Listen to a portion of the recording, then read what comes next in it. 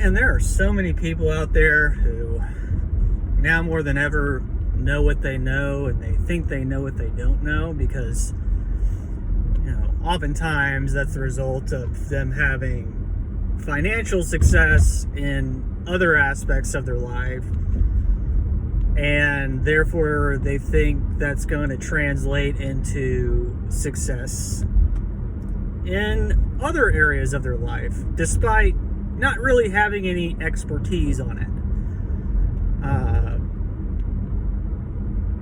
It's just kind of laughable. Oftentimes it's people in real estate or tech who think this current sort of kind of economic backdrop is completely normal,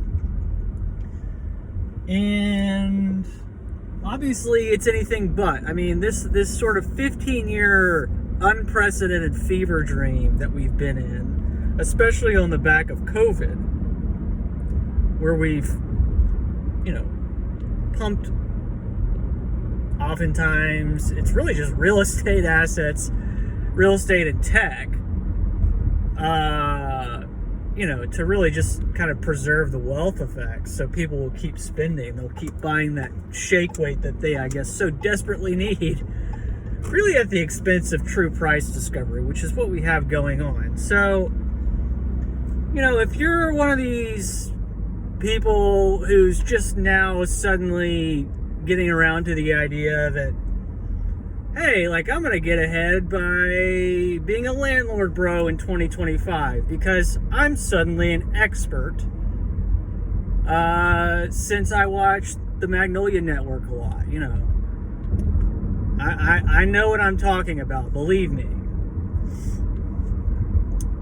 Well, again, there are just people in life who know more about one thing than maybe you do.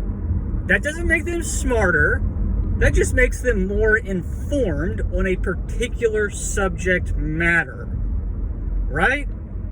Life is so complex, it would be impossible to know everything about everything. So, Mr. You want to be a landlord bro, consider, do you know your customer locally? Do you know households, right? That's what I'm really referring to. Do you understand local incomes?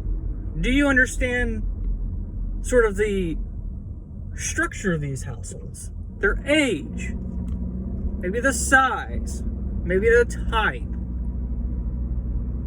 what that distribution looks like over time, compared to other markets, what their financial situation looks like. Do you understand the local labor market? Do you understand local permitting?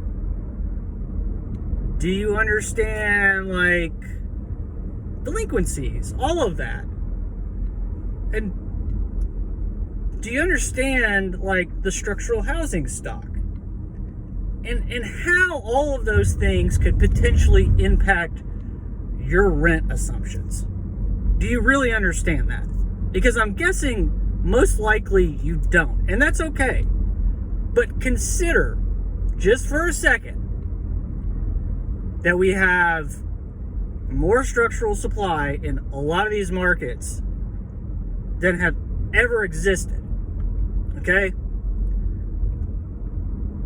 Consider how that's going to impact the rent.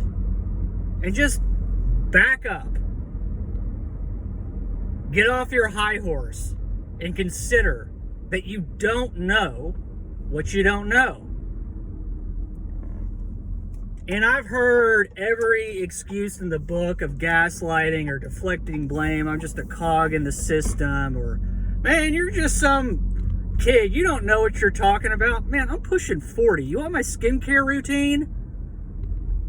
Good Lord. I mean, just people have been emboldened by these policies where they think all of this is normal and you can't have recessions or anything like that. Well, I'm here to tell you, we are probably in a recession right now.